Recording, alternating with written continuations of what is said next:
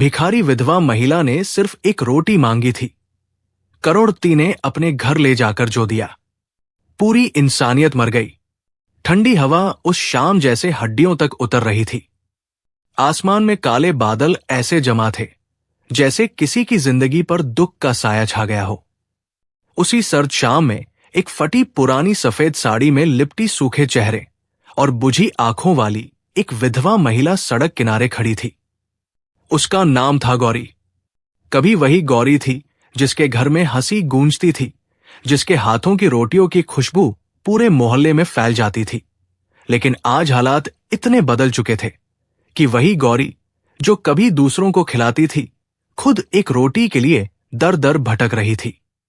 उसके पेट में कई दिनों से अन्न का एक दाना भी नहीं गया था और अब उसकी ताकत जवाब दे रही थी, लेकिन जीने की मजबूरी उसे बार बार खड़ा कर देती थी। वो हर दुकान, हर घर के सामने जाकर हाथ जोड़ती और धीमी आवाज में कहती, भैया बस एक रोटी दे दो, मैं बहुत भूखी हूं। लेकिन लोगों की नजरें उससे ऐसे बचती जैसे वह कोई इंसान नहीं बल्कि एक बोझ हो। कोई उसे धक्का देकर भगा देता, कोई ताने मारता, काम क्यों नहीं करती, भीख क्यों मांगती है। और कुछ लोग तो ऐसे भी थे जो उसकी हालत देखकर हंस पड़ते थे, जैसे किसी की मजबूरी उनका तमाशा हो। इंसानियत जैसे उस सड़क पर कहीं मर चुकी थी। तभी उसी सड़क पर एक काली चमचमाती कार आकर रुकी।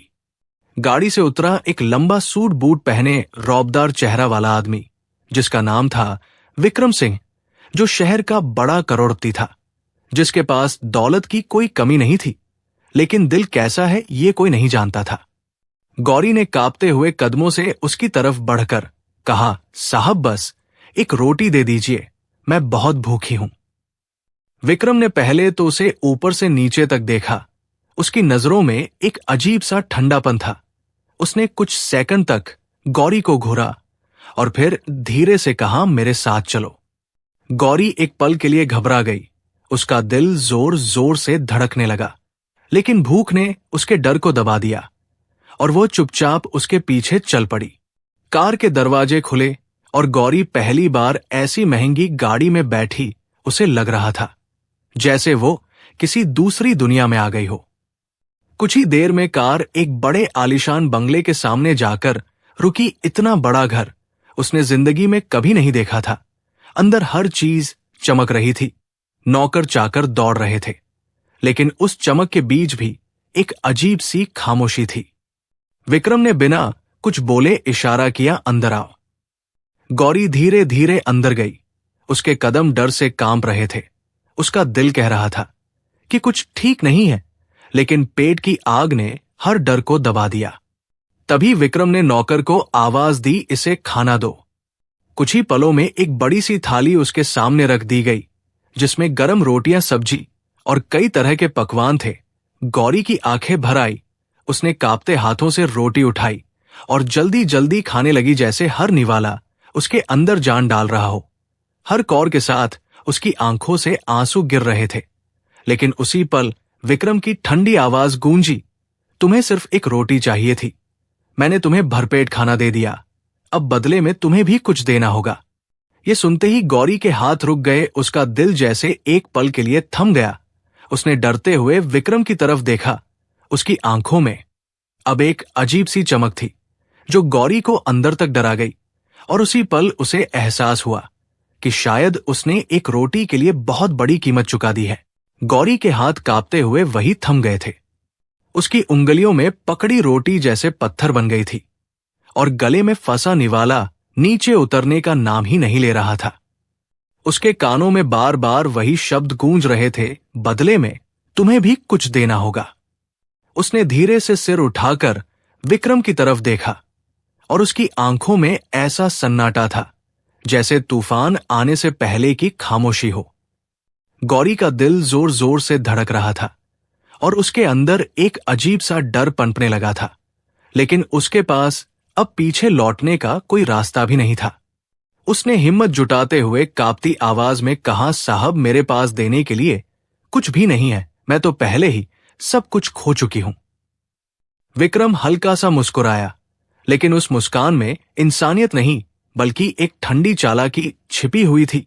उसने धीरे धीरे चलते हुए गौरी के चारों तरफ चक्कर लगाया जैसे वो उसे परख रहा हो, और फिर बोला, हर इंसान के पास कुछ ना कुछ होता है देने के लिए, बस उसे खुद नहीं पता होता। गौरी के पैरों तले जमीन खिसकने लगी। उसे महसूस हुआ जैसे वो किसी गहरे कुएं में गिरती जा रही हो, जहां से बाहर निकलना नामुमकिन है। उसने एक कदम पीछे हटते हुए कहा, साहब मुझे जाने दीजिए, मैं आपका एहसान कभी नहीं भूलूंगी, लेकिन मैं कुछ नहीं दे सकती। विक्रम का चेहरा अचानक सख्त हो गया। उसकी आंखों में गुस्से की एक चिंगारी जल उठी। उसने तेज आवाज में कहा, एहसान का बदला ऐसे नहीं चुकाया जाता गौरी। ये सुनकर गौरी का पूरा शरीर कांप उठा। उसे समझ नहीं आ रहा था कि वो क्या करे। वो दरवाजे की तरफ देखने लगी, लेकिन वहां खड़े दो नौकरों की सख्त नजरें उसे रोक रही थी, जैसे वो किसी कैद में फंस चुकी हो। विक्रम धीरे धीरे उसके करीब आया और बहुत धीमी लेकिन खतरनाक आवाज में बोला, तुम जैसी औरतें हमेशा दया मांगती हैं, लेकिन बदले में कुछ देना नहीं चाहती। गौरी की आंखों से आंसू बहने लगे। उसने हाथ जोड़ लिए और रोते हुए कहा, साहब भगवान के लिए मुझे छोड़ दीजिए, मैं बहुत मजबूर हूं।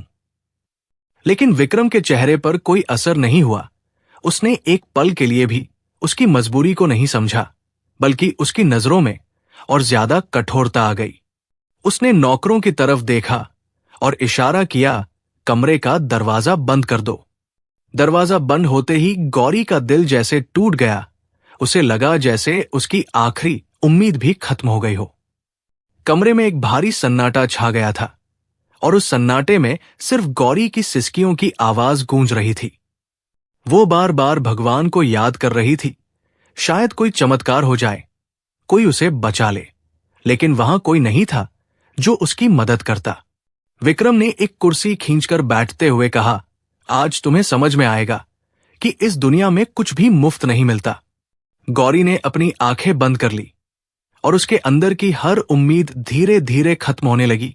उसे लगने लगा कि इंसानियत सच में मर चुकी है और आज वो खुद उसकी सबसे बड़ी गवाह बनने वाली है।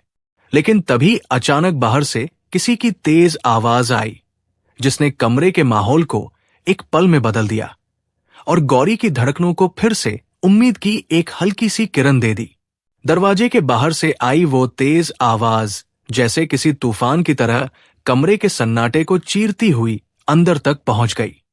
गौरी ने घबराकर अपनी आंखें खोली और उसका दिल अचानक तेजी से धड़कने लगा, जैसे बुझती हुई उम्मीद में किसी ने फिर से जान डाल दी हो। विक्रम के चेहरे पर भी एक पल के लिए झुंझलाहट साफ दिखाई दी, जैसे उसकी बनाई हुई स्थिति पर किसी ने अचानक हस्तक्षेप कर दिया हो। उसने गुस्से में दरवाजे की तरफ देखा और तेज आवाज में कहा, कौन है बाहर? दरवाजा खुला और अंदर आया एक अधेड़ उम्र का आदमी, जिसकी आंखों में सख्ती के साथ साथ एक अजीब सी ईमानदारी झलक रही थी। उसका नाम था हरिराम, जो इस घर का पुराना नौकर था, लेकिन उसकी चाल में एक अजीब सा आत्मविश्वास था, जैसे वो किसी डर के आगे झुकने वालों में से नहीं था। उसने अंदर आते ही गौरी की हालत देखी, उसकी फटी साड़ी, उसके कांपते हाथ और उसकी आंखों से बहते आंसू, और ये सब देखकर उसके चेहरे पर गुस्सा साफ झलक उठा। उसने बिना किसी डर के सीधे विक्रम की आंखों में देखते हुए कहा, साहब ये ठीक नहीं है। कमरे में एक पल के लिए सन्नाटा छा गया, जैसे समय खुद रुक गया हो। गौरी ने हैरानी से उस आदमी की तरफ देखा जिसने पहली बार उसके लिए आवाज उठाई थी। विक्रम धीरे धीरे कुर्सी से उठा। उसकी आंखों में गुस्सा भड़क चुका था। उसने भारी आवाज में कहा, हरिराम अपनी हद में रहो और जो काम तुम्हें दिया गया है वही करो। लेकिन हरिराम इस बार पीछे हटने वालों में से नहीं था। उसने एक कदम आगे बढ़ाते हुए कहा, साहब मैंने इस घर में बहुत कुछ देखा है, लेकिन आज जो हो रहा है वो गलत है, बहुत गलत है। गौरी की सांसें तेज हो गई थी। उसे यकीन नहीं हो रहा था कि कोई उसके लिए खड़ा हो सकता है। उसके अंदर एक हल्की सी उम्मीद जागने लगी थी, लेकिन डर अब भी उसके दिल को जकड़े हुए था। विक्रम ने दांत भींचते हुए कहा, तुम भूल रहे हो कि तुम किससे बात कर रहे हो। हरिराम ने बिना डरे जवाब दिया, नहीं साहब, मैं सब याद रखता हूं। मैं ये भी याद रखता हूं कि आप पहले ऐसे नहीं थे। ये सुनते ही विक्रम का चेहरा एक पल के लिए बदल गया, जैसे किसी ने उसके अतीत के किसी जख्म को छू लिया हो। लेकिन अगले ही पल उसने खुद को संभाल लिया और ठंडी आवाज में बोला, पुरानी बातें छोड़ो और बाहर जाओ। हरिराम ने सिर हिलाते हुए कहा, नहीं साहब, आज मैं बाहर नहीं जाऊंगा जब तक ये औरत यहां से सुरक्षित नहीं निकल जाती। ये सुनकर गौरी की आंखों में आंसू और तेज बहने लगे, लेकिन इस बार उन आंसुओं में सिर्फ डर नहीं बल्कि उम्मीद भी थी। कमरे का माहौल और भारी हो गया था, जैसे हर शब्द एक जंग का हिस्सा बन चुका हो। विक्रम कुछ पल तक खामोश रहा, फिर अचानक हंस पड़ा, लेकिन उसकी हंसी में कोई खुशी नहीं थी बल्कि एक अजीब सी कड़वाहट थी। उसने कहा, हरिराम, तुम जैसे लोग हमेशा खुद को हीरो समझते हैं, लेकिन दुनिया ऐसे नहीं चलती। हरिराम ने शांत लेकिन मजबूत आवाज में कहा, दुनिया कैसे चलती है ये मुझे नहीं पता, लेकिन इंसानियत कैसे जिंदा रहती है ये मैं जरूर जानता हूं। गौरी ने पहली बार किसी को इतने आत्मविश्वास के साथ इंसानियत की बात करते सुना था। उसका दिल जैसे भर आया था। वो धीरे से दीवार के सहारे खड़ी हो गई। उसकी नजरें अब हरिराम पर टिक गई थी, जैसे वो उसकी आखिरी उम्मीद हो। विक्रम ने एक लंबी सांस ली और फिर धीरे से कहा, ठीक है, अगर तुम्हें इतना ही दर्द है तो ले जाओ इसे यहां से, लेकिन याद रखना, इसके बाद तुम इस घर में नहीं रहोगे। यह सुनकर गौरी के दिल की धड़कन एक पल को रुक गई। उसे समझ नहीं आया कि खुश हो या दुखी, क्योंकि उसकी वजह से कोई अपनी नौकरी खोने वाला था। हरिराम ने बिना एक पल गवाए कहा, मुझे मंजूर है। उसके शब्दों में ऐसी सच्चाई थी कि गौरी खुद को रोक नहीं पाई और रोते हुए बोली, नहीं, मैं किसी के लिए मुसीबत नहीं बनना चाहती, मुझे यही रहने दीजिए। लेकिन हरिराम ने उसकी तरफ देखकर धीरे से कहा, बेटी, इंसानियत कभी मुसीबत नहीं होती, मुसीबत तो वो लोग होते हैं जो इंसानियत को कुचल देते हैं।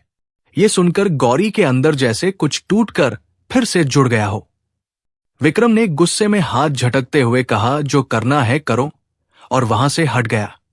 हरिराम ने तुरंत गौरी का हाथ पकड़ा और उसे दरवाजे की तरफ ले जाने लगा। गौरी के कदम अब भी कांप रहे थे, लेकिन इस बार डर के साथ साथ उसके अंदर एक नई ताकत भी थी। जैसे ही वो कमरे से बाहर निकली, उसे लगा जैसे वो किसी अंधेरे कैदखाने से बाहर आ रही हो। घर के लंबे गलियारों से गुजरते हुए हरिराम उसे बाहर ले जा रहा था, और हर कदम के साथ गौरी के दिल से डर का एक हिस्सा कम होता जा रहा था। बाहर की ठंडी हवा ने जैसे उसे फिर से जिंदा कर दिया। उसने आसमान की तरफ देखा और उसकी आंखों से आंसू फिर बहने लगे, लेकिन इस बार उन आंसुओं में राहत थी।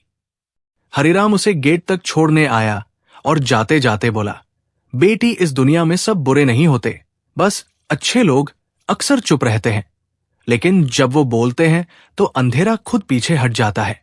गौरी ने उसके पैर छूने की कोशिश की, लेकिन उसने तुरंत उसे रोक लिया और कहा, ऐसा मत करो, बस आगे बढ़ो और अपनी जिंदगी को फिर से जीने की कोशिश करो। गौरी ने कांपती आवाज में धन्यवाद कहा और धीरे धीरे वहां से आगे बढ़ गई, लेकिन उसके दिल में अब एक नई कहानी जन्म ले चुकी थी। एक ऐसी कहानी जिसमें दर्द था, डर था, लेकिन उम्मीद भी थी, और शायद यही उम्मीद आगे चलकर उसकी जिंदगी को एक नया मोड़ देने वाली थी। रात और गहरी हो चुकी थी। आसमान में बादल अब भी छाए हुए थे, लेकिन कहीं दूर हल्की सी चांदनी जैसे अंधेरे से लड़ने की कोशिश कर रही थी। गौरी धीरे धीरे उस बंगले से दूर निकलती जा रही थी। उसके कदम लड़खड़ा रहे थे, लेकिन हर कदम के साथ उसके अंदर एक अजीब सी हलचल भी चल रही थी, जैसे उसके जीवन की दिशा बदलने वाली हो। अभी कुछ देर पहले तक वो खुद को बिल्कुल अकेला और बेसहारा समझ रही थी, लेकिन हरिराम की बातों ने उसके दिल में एक छोटी सी उम्मीद जगा दी थी। उसने अपने कांपते हाथों से आंसू पोंछे और खुद से कहा कि नहीं, अब वो टूटेगी नहीं, चाहे हालात कितने भी खराब क्यों ना हो, वो जीने की कोशिश जरूर करेगी। लेकिन जिंदगी इतनी आसान कहां थी। सड़क पर सन्नाटा था।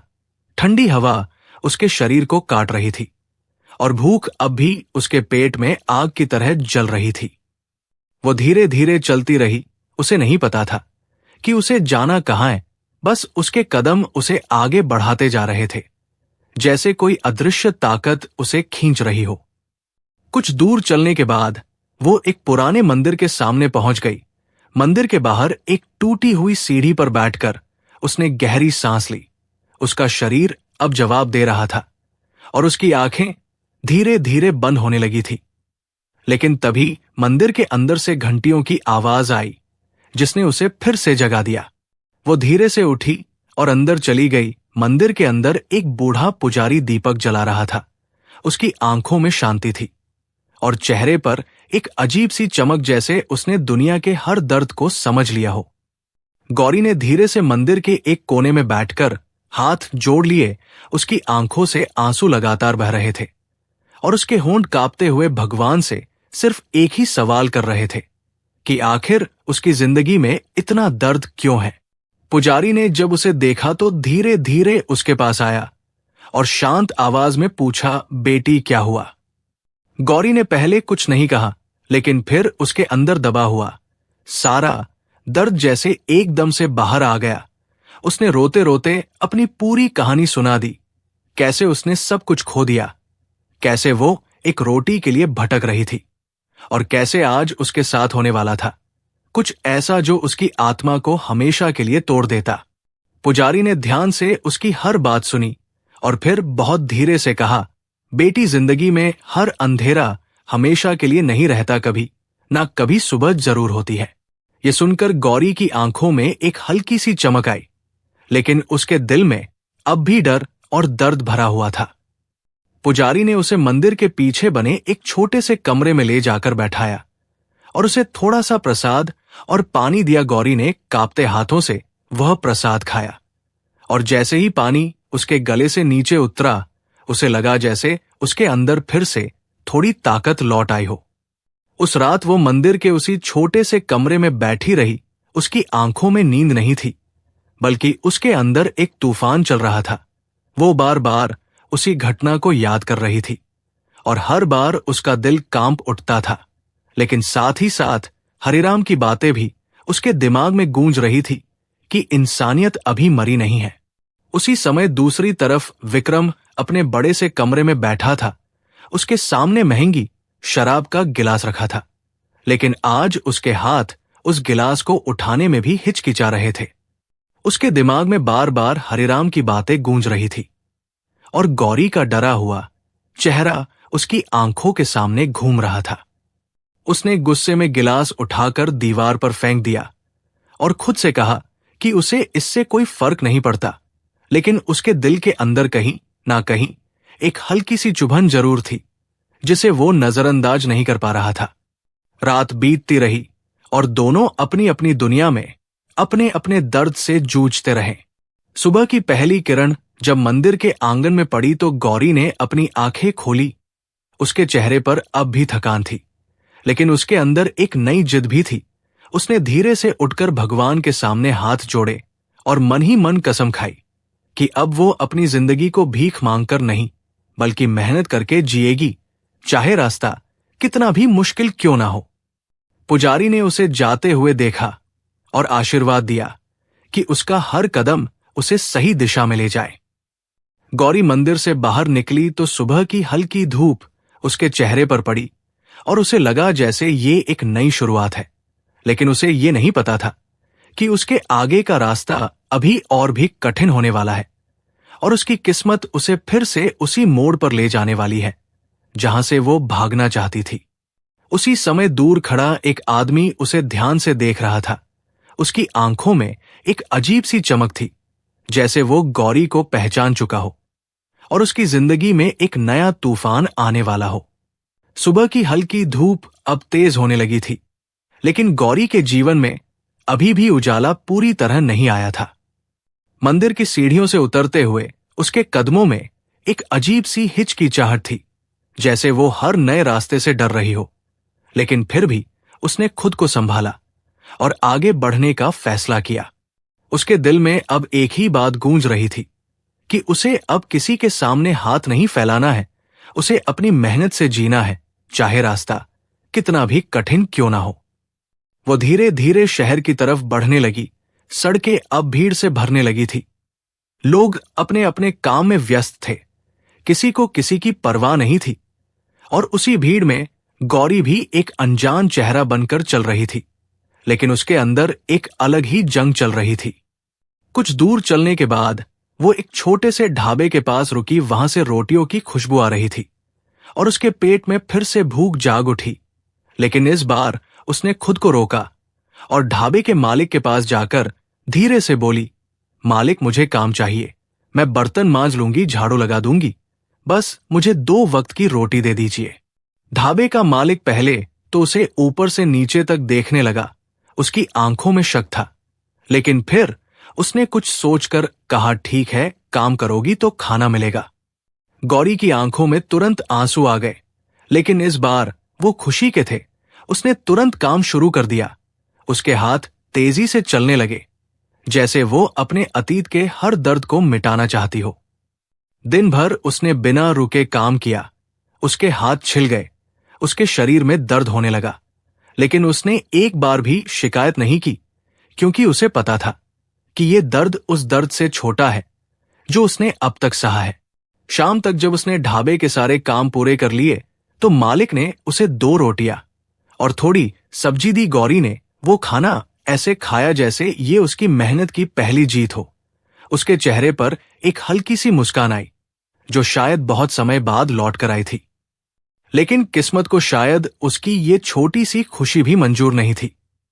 उसी समय ढाबे के बाहर एक कार आकर रुकी और उसमें से उतरा वही आदमी जो सुबह मंदिर के पास खड़ा उसे देख रहा था। उसका नाम था राकेश, एक चालाक और धूर्त आदमी जिसकी नजरें हमेशा दूसरों की कमजोरियों पर टिकी रहती थी। उसने गौरी को देखा और उसके चेहरे पर एक खतरनाक मुस्कान आ गई, जैसे उसे कोई नया शिकार मिल गया हो। वो धीरे धीरे ढाबे के अंदर आया और मालिक से कुछ बात करने लगा। उसकी नजरें बार बार गौरी पर जा रही थी, जिससे गौरी असहज महसूस करने लगी, लेकिन उसने खुद को काम में व्यस्त रखा।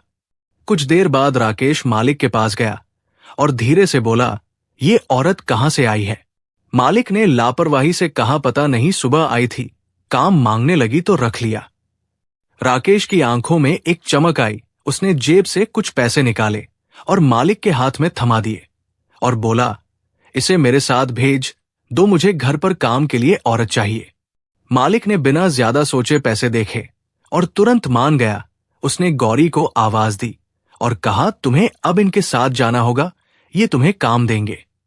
गौरी के चेहरे का रंग उड़ गया। उसने डरते हुए कहा, लेकिन मालिक, मैं यहां काम कर लूंगी, मुझे कहीं और नहीं जाना। मालिक ने सख्त आवाज में कहा, जितना कहा जा रहा है उतना करो, ज्यादा सवाल मत पूछो।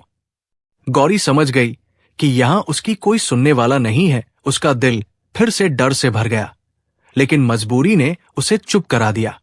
वो धीरे धीरे राकेश के पीछे चल पड़ी, लेकिन उसके अंदर एक अजीब सा डर फिर से जाग उठा था, जैसे वो किसी नई मुसीबत में फंसने जा रही हो। रास्ते भर राकेश चुप रहा, लेकिन उसकी नजरें गौरी पर टिकी रही, जिससे गौरी और ज्यादा घबराने लगी। कुछ देर बाद कार एक सुनसान इलाके में जाकर रुकी, जहां चारों तरफ सन्नाटा था और कोई दिखाई नहीं दे रहा था।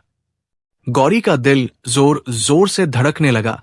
उसने कांपती आवाज में पूछा, ये कौन सा घर है? लेकिन राकेश ने कोई जवाब नहीं दिया। वो बस मुस्कुराया और कार से उतर गया। गौरी के पैरों तले जमीन खिसकने लगी। उसे एहसास हो गया कि वो फिर से एक गलत जगह आ गई है। उसने तुरंत भागने की कोशिश की, लेकिन राकेश ने उसका हाथ पकड़ लिया और सख्त आवाज में कहा, अब बहुत देर हो चुकी है। गौरी की आंखों से आंसू बहने लगे। उसने खुद को छुड़ाने की कोशिश की, लेकिन उसकी ताकत कम पड़ रही थी।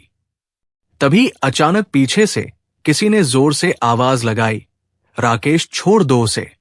यह आवाज सुनते ही राकेश ने मुड़कर देखा और उसके चेहरे पर हैरानी छा गई। सामने खड़ा था हरिराम, जिसकी आंखों में इस बार पहले से भी ज्यादा गुस्सा था। गौरी ने जैसे ही हरिराम को देखा, उसकी आंखों में उम्मीद की एक किरण फिर से जाग उठी, जैसे भगवान ने एक बार फिर उसे बचाने के लिए किसी को भेज दिया हो। हरिराम तेज कदमों से आगे बढ़ा और राकेश का हाथ पकड़कर उसे जोर से पीछे धकेल दिया और सख्त आवाज में कहा, "यह औरत कोई सामान नहीं है जिसे तुम खरीद सको।" राकेश ने गुस्से में कहा, "तुम बीच में मत आओ, ये मेरा मामला है।" लेकिन हरिराम ने बिना डरे जवाब दिया, "अब ये मेरा मामला है, क्योंकि इंसानियत को बचाना मेरा फर्ज है।" दोनों के बीच माहौल गर्मा गया था और गौरी डर से कांप रही थी। लेकिन इस बार वो अकेली नहीं थी, उसके साथ कोई खड़ा था जो उसके लिए लड़ रहा था। राकेश ने गुस्से में हरिराम को धक्का दिया, लेकिन हरिराम भी पीछे हटने वालों में से नहीं था। उसने भी जवाब में उसे जोर से धक्का दिया और दोनों के बीच हाथापाई शुरू हो गई। कुछ देर की झड़प के बाद हरिराम ने राकेश को जमीन पर गिरा दिया और सख्त आवाज में कहा, "अगर दोबारा इस औरत के पास आए तो अंजाम बुरा होगा।" राकेश गुस्से में वहां से चला गया, लेकिन जाते जाते उसने एक खतरनाक नजर गौरी पर डाली, जैसे ये कहानी अभी खत्म नहीं हुई है। हरिराम ने गौरी की तरफ देखा और धीरे से कहा, "अब तुम सुरक्षित हो।" गौरी की आंखों से आंसू बहते रहे, लेकिन इस बार उन आंसुओं में डर कम और राहत ज्यादा थी। उसने हाथ जोड़कर हरिराम को धन्यवाद कहा, लेकिन हरिराम ने उसे रोकते हुए कहा, "धन्यवाद मत कहो, बस मजबूत बनो, क्योंकि जिंदगी अभी तुम्हें और परखने वाली है।" गौरी ने सिर हिलाया और उसके दिल में अब एक नई ताकत पैदा हो चुकी थी, लेकिन उसे ये नहीं पता था कि आगे आने वाला समय उसके लिए और भी बड़े सच खोलने वाला है और उसकी जिंदगी का सबसे बड़ा राज अब सामने आने वाला है। गौरी की सांसें अब भी तेज चल रही थी, लेकिन उसके अंदर एक नई ताकत जंग ले चुकी थी, जैसे हर बार गिरकर अब वो और मजबूत हो रही हो। सुनसान रास्ते पर खड़े होकर उसने पहली बार खुद को इतना अकेला नहीं बल्कि संभला हुआ महसूस किया, क्योंकि अब उसे ये समझ आने लगा था कि डर से भागने से जिंदगी नहीं बदलती, बल्कि उसका सामना करने से रास्ते खुलते हैं। हरिराम ने धीरे से उसकी तरफ देखा और शांत आवाज में कहा, "बेटी, अब तुम्हें सिर्फ बचना नहीं है बल्कि जीना भी सीखना होगा, क्योंकि दुनिया बार बार तुम्हें परखेगी और हर बार तुम्हें खुद को साबित करना होगा।" गौरी ने उसकी बात ध्यान से सुनी और उसके चेहरे पर एक गंभीरता आ गई, जैसे वो हर शब्द को अपने दिल में उतार रही हो।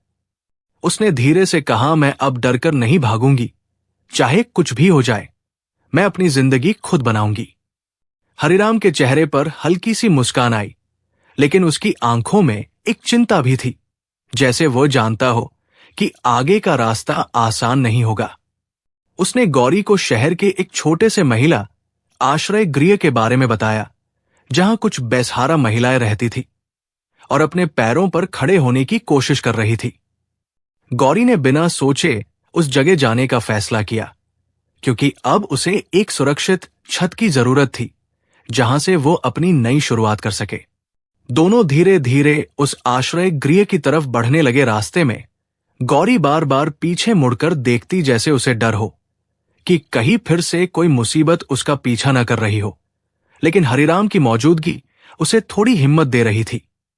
कुछ देर बाद वे एक साधारण से भवन के सामने पहुंचे, जहां बाहर एक बोर्ड लगा था, नारी सेवा सदन। अंदर का माहौल सादा था, लेकिन वहां एक अजीब सी शांति थी, जैसे हर दर्द यहां आकर थोड़ा हल्का हो जाता हो। वहां की प्रभारी एक मध्यम उम्र की महिला थी, जिनका नाम था सावित्री देवी। उनकी आंखों में कठोरता नहीं बल्कि अपनापन था। उन्होंने गौरी की हालत देखी और बिना ज्यादा सवाल किए उसे अंदर रहने की अनुमति दे दी। गौरी ने पहली बार राहत की सांस ली, जैसे उसे लंबे समय बाद एक सुरक्षित जगह मिली हो। वहां कई और महिलाएं थी, जिनकी कहानियां भी दर्द और संघर्ष से भरी थी, लेकिन सबके अंदर एक जिद थी, फिर से जीने की। गौरी ने भी उसी जिद को अपनाया और धीरे धीरे वहां के कामों में हाथ बंटाने लगी। वो साफ सफाई करती, खाना बनाने में मदद करती और सिलाई सीखने लगी, ताकि वो खुद कमाकर जी सके। दिन बीतने लगे और गौरी का आत्मविश्वास धीरे धीरे लौटने लगा उसकी आंखों में। अब सिर्फ आंसू नहीं, बल्कि एक नई चमक भी दिखाई देने लगी थी। लेकिन किस्मत अभी भी उसके लिए कुछ और सोच रही थी। दूसरी तरफ विक्रम अपने बड़े से बंगले में बैठा था, लेकिन अब उसके चेहरे की रौबदार सख्ती में एक अजीब सी बेचैनी शामिल हो गई थी। वो बार बार उसी रात की घटना को याद कर रहा था, और हर बार उसे अपने अंदर एक खालीपन महसूस होता था, जैसे उसने कुछ ऐसा खो दिया हो जो पैसे से नहीं खरीदा जा सकता। हरिराम के जाने के बाद घर और भी सूना हो गया था, और उस सन्नाटे ने उसे अपने अंदर झांकने पर मजबूर कर दिया था। उसने कई बार खुद को समझाने की कोशिश की कि उसने कुछ गलत नहीं किया, लेकिन उसके दिल की गहराई में एक आवाज उसे बार बार गलत साबित कर रही थी। उसी बेचैनी में उसने अपने पुराने कागजात खंगालने शुरू किए, और तभी उसे एक पुरानी फाइल मिली जिसे उसने सालों से नहीं खोला था। जैसे ही उसने वो फाइल खोली, उसके चेहरे का रंग बदल गया, क्योंकि उसमें उसकी जिंदगी का एक ऐसा सच छिपा था जिसे उसने हमेशा नजरअंदाज किया था। उस फाइल में एक पुरानी तस्वीर थी, एक साधारण सी महिला की, जिसके चेहरे पर मासूमियत थी, और उसके पास खड़ा एक गरीब सा आदमी, और उनके साथ एक छोटी सी बच्ची। विक्रम की आंखें उस तस्वीर पर टिक गई, और उसके हाथ कांपने लगे, जैसे कोई दबा हुआ अतीत अचानक सामने आ गया हो। उसकी आंखों में पहली बार नमी दिखाई दी, और उसके होठों से धीमे से निकला, ये कैसे हो सकता है। उसी समय दूसरी तरफ आश्रय गृह में गौरी अपनी जिंदगी को नए सिरे से संवारने में लगी हुई थी, लेकिन उसे ये नहीं पता था कि उसकी जिंदगी का सबसे बड़ा राज अब धीरे धीरे खुलने वाला है, और वह राज सीधे जुड़ा हुआ था उसी आदमी से जिससे वो नफरत करने लगी थी। एक शाम जब गौरी सिलाई सीख रही थी, तभी सावित्री देवी उसके पास आई और बोली, तुम्हें कोई मिलने आया है। गौरी चौंक गई, क्योंकि अब इस दुनिया में उसका कोई नहीं था जो उससे मिलने आए। वो धीरे धीरे बाहर आई, और जैसे ही उसकी नजर सामने खड़े व्यक्ति पर पड़ी, उसके चेहरे का रंग उड़ गया, क्योंकि सामने खड़ा था विक्रम। उसकी आंखों में इस बार वही ठंडापन नहीं था, बल्कि एक अजीब सी बेचैनी और पछतावा था। गौरी के दिल में फिर से डर जाग उठा, लेकिन इस बार उसके अंदर हिम्मत भी थी। उसने खुद को संभाला और सख्त आवाज में कहा, आप यहां क्यों आए हैं? विक्रम कुछ पल चुप रहा, जैसे वो शब्द खोज रहा हो, और फिर धीमे से बोला, मुझे तुमसे कुछ जरूरी बात करनी है। गौरी ने उसकी आंखों में देखा, और उसे पहली बार लगा कि ये वही आदमी नहीं है जिसने उसे उस रात डराया था, बल्कि कोई और है जो अंदर से टूट रहा है। लेकिन वो अब आसानी से भरोसा करने वाली नहीं थी। उसने सख्ती से कहा, जो कहना है यही कहिए, मैं आपके साथ कहीं नहीं जाऊंगी। विक्रम ने सिर झुका लिया और धीरे से कहा, मुझे सच बताना है, एक ऐसा सच जो शायद तुम्हारी पूरी जिंदगी बदल देगा। यह सुनकर गौरी के अंदर एक अजीब सी बेचैनी पैदा हुई, जैसे कोई अनजाना तूफान उसके करीब आ रहा हो, और वो चाहकर भी उससे बच नहीं पाएगी। गौरी का दिल तेजी से धड़कने लगा था, और उसकी आंखें विक्रम के चेहरे पर टिक गई थी, जैसे वो उसके हर भाव को पढ़ लेना चाहती हो। हवा में एक अजीब सी खामोशी थी, जो दोनों के बीच खड़ी होकर हर शब्द को भारी बना रही थी। गौरी ने खुद को संभालते हुए सख्त आवाज में कहा, जो कहना है साफ साफ कहिए, मेरे पास अब डरने का वक्त नहीं है। विक्रम ने धीरे से सिर उठाया। उसकी आंखों में इस बार अहंकार नहीं, बल्कि पछतावे की गहरी परछाई थी। उसने कांपती आवाज में कहना शुरू किया कि शायद तुम्हें मुझसे नफरत करने का पूरा हक है, और शायद मैं उसके लायक भी हूं, लेकिन जो सच मैं बताने आया हूं उसे सुनना तुम्हारे लिए जरूरी है। गौरी चुप रही, लेकिन उसके अंदर सवालों का तूफान उठ चुका था। विक्रम ने गहरी सांस ली और बोला, सालों पहले जब मैं इतना अमीर नहीं था, तब मेरी जिंदगी बिल्कुल अलग थी। मैं एक छोटे से घर में रहता था। मेरे पास ज्यादा पैसे नहीं थे, लेकिन मेरे पास एक परिवार था। एक पत्नी थी जो मुझसे बहुत प्यार करती थी, और एक छोटी सी बच्ची थी जो मेरी दुनिया थी। गौरी की आंखें सिकुड़ गई। उसे समझ नहीं आ रहा था कि वो ये सब क्यों बता रहा है, लेकिन उसके दिल में एक अजीब सी बेचैनी बढ़ती जा रही थी। विक्रम ने आगे कहा, मैं अपनी महत्वाकांक्षाओं में इतना अंधा हो गया था कि मैंने अपने ही परिवार को नजरअंदाज करना शुरू कर दिया। मुझे सिर्फ पैसा चाहिए था, बड़ा नाम चाहिए था, और उसी लालच में मैंने अपने घर को धीरे धीरे टूटने दिया। एक दिन ऐसा आया जब मैंने अपनी पत्नी और बच्ची को छोड़ दिया और शहर आ गया, ये सोचकर कि जब मैं सब कुछ हासिल कर लूंगा तब उन्हें वापस ले आऊंगा। लेकिन वो दिन कभी नहीं आया। गौरी के दिल की धड़कन और तेज हो गई। उसे ऐसा लग रहा था जैसे ये कहानी कहीं ना कहीं उसकी अपनी जिंदगी से जुड़ रही हो। विक्रम की आंखों से आंसू निकल पड़े। उसने कांपते हुए कहा, जब मैं वापस गया तो वहां कुछ भी नहीं बचा था, ना मेरा घर, ना मेरा परिवार, सब कुछ खत्म हो चुका था और मैं उन्हें कभी ढूंढ नहीं पाया।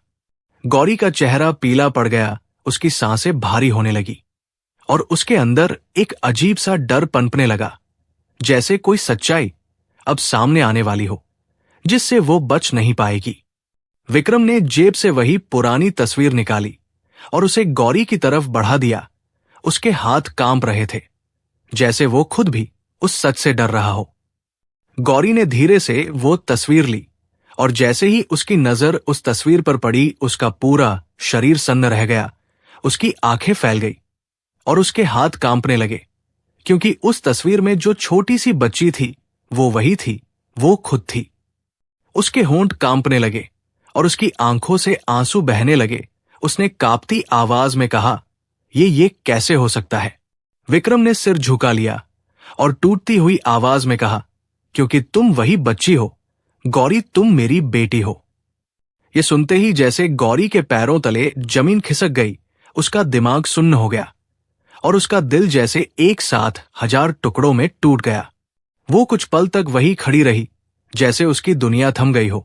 उसे समझ नहीं आ रहा था कि वो इस सच को कैसे स्वीकार करे। एक तरफ वो आदमी था जिसने उसे उस रात अपमानित करने की कोशिश की, और दूसरी तरफ वही आदमी उसका पिता निकला।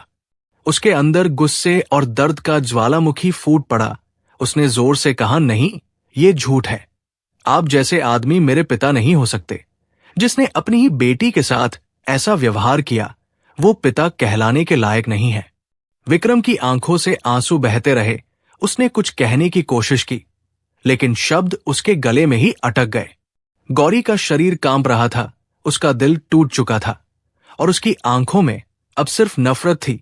उसने तस्वीर को जमीन पर गिरा दिया और पीछे हटते हुए कहा, आप मेरे लिए मर चुके हैं। जिस दिन आपने हमें छोड़ा था, उसी दिन हमारा रिश्ता खत्म हो गया था। विक्रम घुटनों के बल बैठ गया। उसकी आंखों में पछतावे का सागर उमड़ रहा था। उसने हाथ जोड़कर कहा, मुझे माफ कर दो, मैंने बहुत बड़ी गलती की है। मैं अपने ही पापों में अंधा हो गया था, लेकिन अब जब मुझे सच पता चला है तो मैं खुद को माफ नहीं कर पा रहा हूं। गौरी ने सख्त नजरों से उसकी तरफ देखा और कहा, माफी उन लोगों को मिलती है जो इंसानियत को समझते हैं। आपने तो उसे सालों पहले मार दिया था। उसके शब्द तीर की तरह विक्रम के दिल में उतर गए और वो वही टूट कर बैठ गया। आश्रय गृह के बाहर खड़ी सावित्री देवी ये सब देख रही थी। उनकी आंखों में भी आंसू थे, क्योंकि ये सिर्फ एक कहानी नहीं थी, बल्कि रिश्तों के टूटने और इंसानियत के मरने की एक सच्चाई थी। गौरी ने अपने आंसू पोंछे और मजबूत आवाज में कहा, अब मेरी जिंदगी का आपसे कोई लेना देना नहीं है। मैं अपने दम पर जीना सीख चुकी हूं और अब मुझे किसी सहारे की जरूरत नहीं है। ये कहकर वो मुड़ी और अंदर चली गई, लेकिन उसके दिल में जो तूफान था वो अभी भी शांत नहीं हुआ था। विक्रम वही जमीन पर बैठा रहा। उसकी आंखों से आंसू लगातार बहते रहे और उसे पहली बार एहसास हुआ कि उसने अपनी जिंदगी में क्या खो दिया है। वो दौलत जो उसे सबसे बड़ी लगती थी, आज उसके सामने बेकार लग रही थी, क्योंकि उसने अपने ही खून के रिश्ते को खो दिया था। उस दिन के बाद गौरी की जिंदगी में एक नया मोड़ आ गया था। उसने अपने अतीत को पीछे छोड़ने का फैसला किया, लेकिन सच ये था कि कुछ जख्म ऐसे होते हैं जो कभी पूरी तरह नहीं भरते, और ये कहानी अभी खत्म नहीं हुई थी, क्योंकि वक्त अभी दोनों की जिंदगी में एक और फैसला लेकर आने वाला था, जो ये तय करेगा कि नफरत जीतेगी या इंसानियत। रात एक बार फिर गहरी हो चुकी थी, लेकिन इस बार अंधेरा सिर्फ आसमान में नहीं बल्कि दो जिंदगियों के अंदर भी उतर चुका था। गौरी अपने कमरे के कोने में बैठी थी, उसकी आंखें सूज चुकी थी, लेकिन उनमें अब आंसू नहीं थे, जैसे वो रो रो कर थक चुकी हो और अब उसके अंदर सिर्फ एक सख्त खामोशी बची हो। उसके सामने उसकी पूरी जिंदगी किसी टूटे हुए आईने की तरह बिखरी पड़ी थी, जिसमें हर टुकड़ा एक दर्दनाक याद बनकर उसे चुभ रहा था। वो बार बार उसी पल को याद कर रही थी जब उसे पता चला कि जिस आदमी से वो नफरत करती है वही उसका पिता है, और हर बार उसका दिल और भारी हो जाता था। उसने अपने सिर को घुटनों में छिपा लिया और खुद से कहा कि नहीं, वह अब कमजोर नहीं पड़ेगी। उसने इतनी दूर तक का सफर अपने दम पर तय किया है, अब वो पीछे मुड़कर नहीं देखेगी, चाहे सामने कितना भी बड़ा सच क्यों ना खड़ा हो। लेकिन दिल और दिमाग की लड़ाई कभी आसान नहीं होती, और उस रात वह इसी जंग में उलझी रही।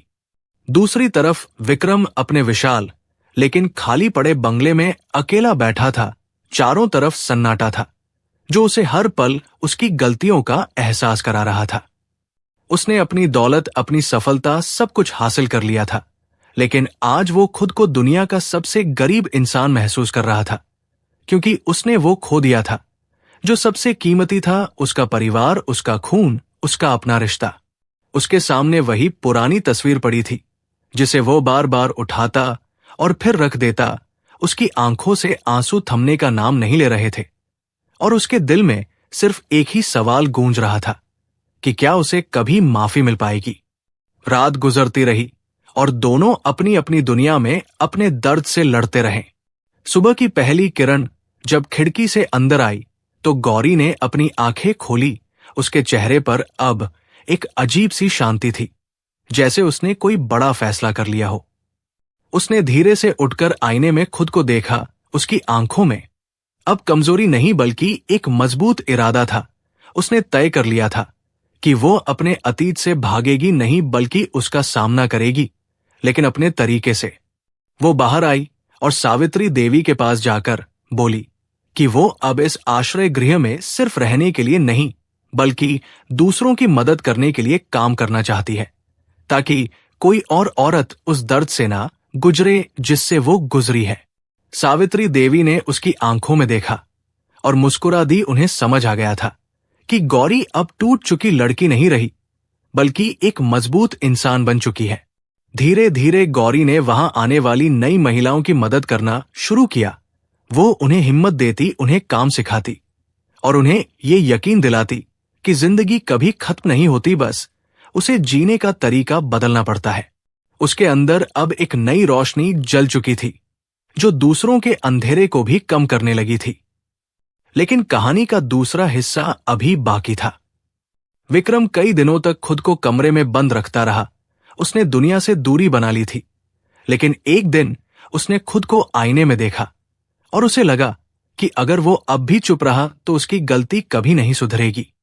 उसने फैसला किया कि वो भागेगा नहीं बल्कि अपने पापों का सामना करेगा और जितना हो सके उतना सुधार करने की कोशिश करेगा। उसने अपने सारे बिजनेस काम एक तरफ रख दिए और सबसे पहले उसी आश्रय गृह की तरफ चल पड़ा जहां गौरी रहती थी। जब वो वहां पहुंचा तो उसके कदम भारी थे, लेकिन दिल में एक सच्चा इरादा था। गौरी उसे देखते ही ठिठक गई। उसके दिल में फिर से हलचल हुई, लेकिन इस बार उसने खुद को संभाला और शांत नजरों से उसकी तरफ देखा। विक्रम ने धीरे से कहा, मैं यहां माफी मांगने नहीं आया, क्योंकि मुझे पता है कि मैं उसके लायक नहीं हूं। मैं यहां अपने किए का प्रायश्चित करने आया हूं।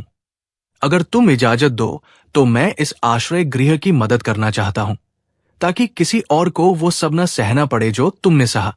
गौरी कुछ पल चुप रही। उसने उसकी आंखों में देखा और उसे पहली बार लगा कि शायद ये वही आदमी नहीं है जो पहले था, बल्कि कोई ऐसा इंसान है जो अपने गुनाहों के बोझ तले दब चुका है। उसने धीरे से कहा, माफी मैं अभी नहीं दे सकती, लेकिन अगर आपका इरादा सच में बदल चुका है तो आप दूसरों के लिए कुछ कर सकते हैं, क्योंकि सच्चा प्रायश्चित शब्दों से नहीं कर्मों से होता है। विक्रम की आंखों में एक हल्की सी चमक आई, जैसे उसे जीने का एक नया कारण मिल गया हो। उस दिन के बाद विक्रम ने अपनी दौलत का बड़ा हिस्सा उन लोगों के लिए लगाना शुरू कर दिया जो बेसहारा थे। उसने आश्रय गृह को बड़ा बनवाया, नई सुविधाएं दी और कई और जरूरतमंद महिलाओं के लिए नए रास्ते खोले। लेकिन इस बार उसने ये सब दिखावे के लिए नहीं बल्कि दिल से किया। समय धीरे धीरे बीतने लगा और दोनों की जिंदगी अपने अपने रास्ते पर आगे बढ़ने लगी। लेकिन उनके बीच का रिश्ता अब भी अधूरा था, जिसमें दर्द भी था और एक अनकहा सा जुड़ाव भी। एक दिन आश्रय गृह में एक बड़ी घटना हुई जब एक नई लड़की वहां लाई गई जिसकी हालत बहुत खराब थी और उसे तुरंत मदद की जरूरत थी। गौरी ने बिना देर किए उसकी देखभाल शुरू कर दी और विक्रम ने भी हर संभव मदद की। उस दिन दोनों ने साथ मिलकर एक जिंदगी को बचाया और उसी पल उन्हें एहसास हुआ कि शायद इंसानियत अभी पूरी तरह मरी नहीं है, वो बस कहीं छुप गई थी और उसे वापस जिंदा करने के लिए किसी के सच्चे प्रयास की जरूरत थी। गौरी ने पहली बार विक्रम की तरफ देखा और उसकी आंखों में थोड़ी सी नरमी आई। उसने कुछ नहीं कहा, लेकिन उसके चेहरे पर जो भाव था वो बहुत कुछ कह रहा था। विक्रम ने भी कुछ नहीं कहा, लेकिन उसके दिल में एक सुकून था जो उसे सालों बाद महसूस हुआ था। वक्त के साथ घाव पूरी तरह तो नहीं भरे, लेकिन उनमें दर्द कम होने लगा और उनके बीच एक नया रिश्ता बनने लगा जो खून का नहीं बल्कि इंसानियत का था। कहानी यही खत्म नहीं होती, बल्कि यहीं से एक नई शुरुआत होती है, जहां एक टूटा हुआ रिश्ता धीरे धीरे इंसानियत के सहारे फिर से जुड़ने की कोशिश करता है और यह सिखाता है कि गलतियां चाहे कितनी भी बड़ी क्यों ना हो, अगर इंसान सच में बदलना चाहे तो वो अपने अंदर की इंसानियत को फिर से जगा सकता है। और शायद यही इस कहानी की सबसे बड़ी सच्चाई है कि इंसानियत कभी मरती नहीं है, वो बस इंतजार करती है किसी के जागने का।